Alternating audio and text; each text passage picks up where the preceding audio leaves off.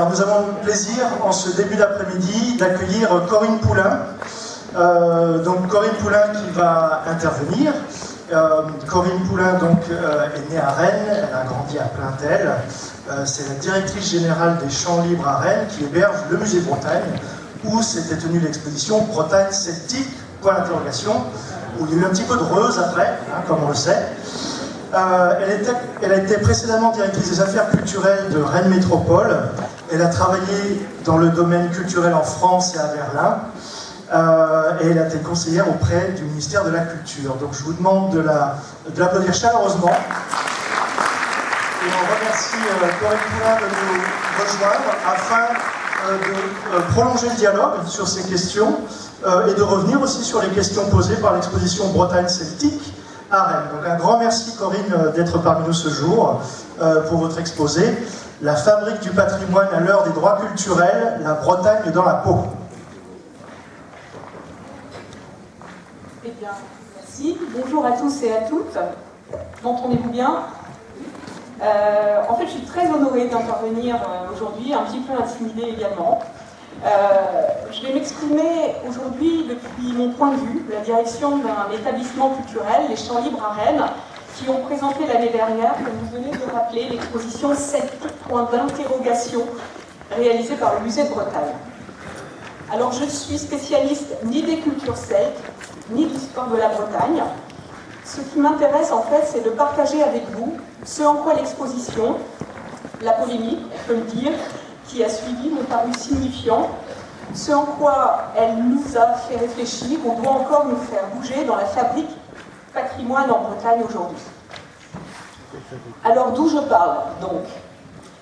Les Champs Libres, à plusieurs titres, disent quelque chose de la Bretagne, et cela a à voir avec la façon dont l'exposition celtique a été pensée.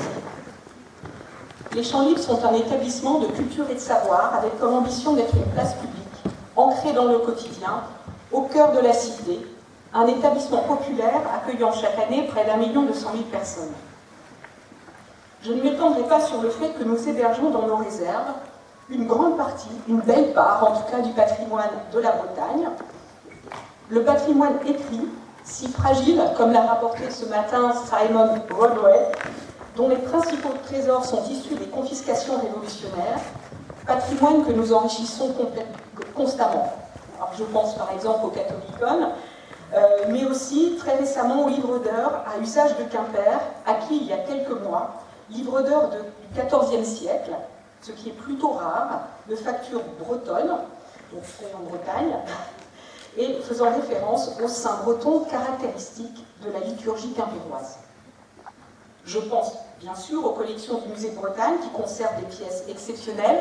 On a parlé d'une ce matin avec le guerrier de la Boixière que Patrick Galliou a cité. Donc des pièces exceptionnelles de notre patrimoine archéologique, numismatique, photographique. La Bretagne, c'est aussi ça, ce patrimoine immense, conservé, étudié, numérisé et partagé. Alors les Champs Libres équipements bretons, ce sont aussi les mots de l'architecte Christian de Porzenparc, qui disait qu'il avait fait un bâtiment breton, rude, ajoutait-il, avec ou sans préjugés, qui faisait référence dans ses formes, la table couchée et ses matières, le schiste, le granit, l'ardoise à la Bretagne. Car la Bretagne, c'est aussi cela, la matérialité d'un territoire, une géologie, une géographie. Mais selon moi, et c'est là où je voulais en venir, les Champs Libres sont avant tout bretons, car ils sont le produit direct des valeurs qui ont marqué la culture politique dans la Bretagne de l'après-guerre. Ce pari de l'éducation, de la démocratie, cette fois viscérale dans l'égale dignité des personnes.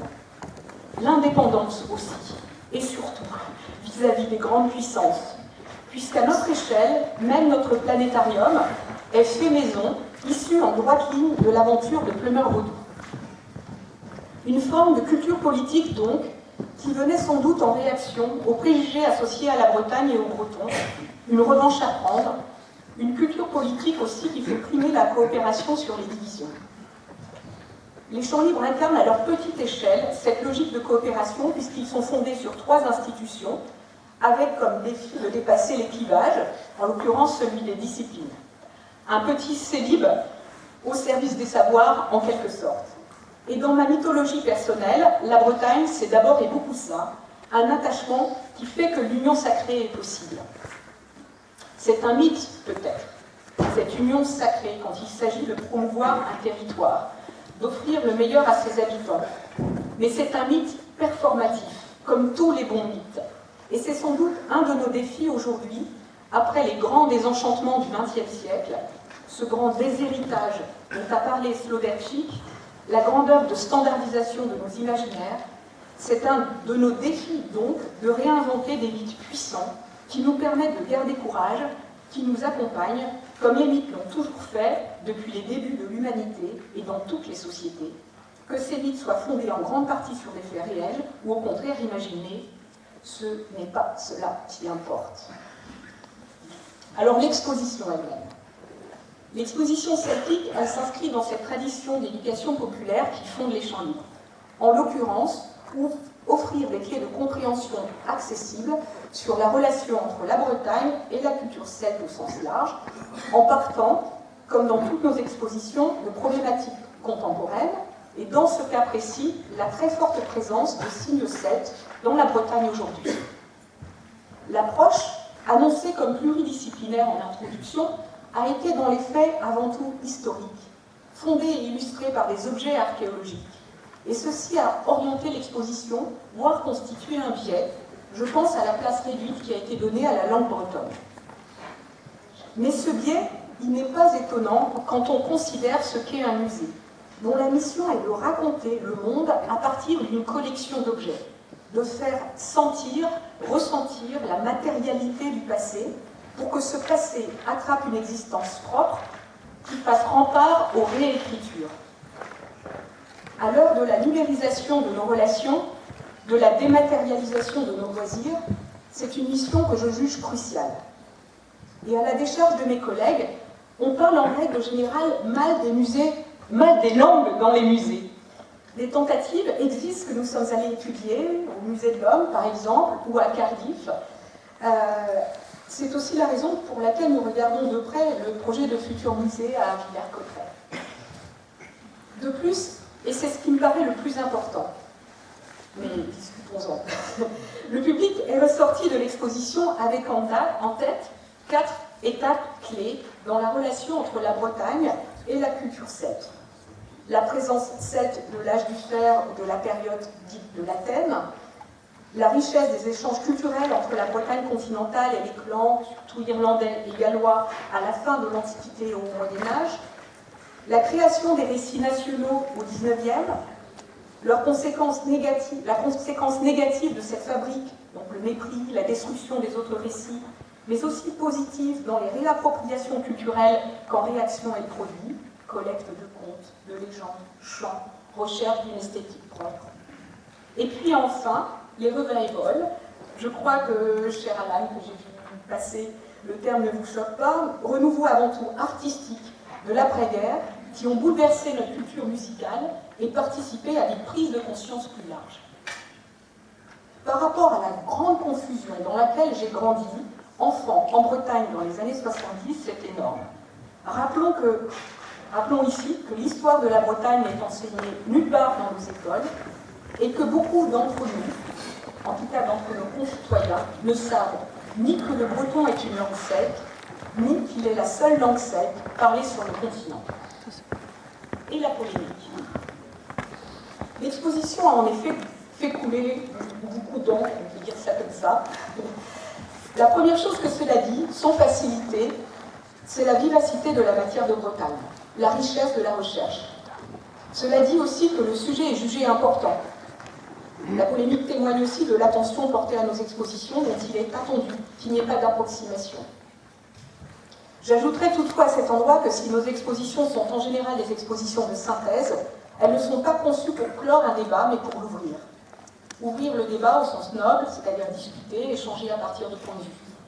C'est en ce sens que les comités scientifiques sont constitués et que nous associons systématiquement des journées d'études à nos expositions. D'où également le point d'interrogation après celtique, la Bretagne celtique, jusqu'où, pourquoi, comment, interrogation ne veut pas dire remise en cause. Alors les autres raisons.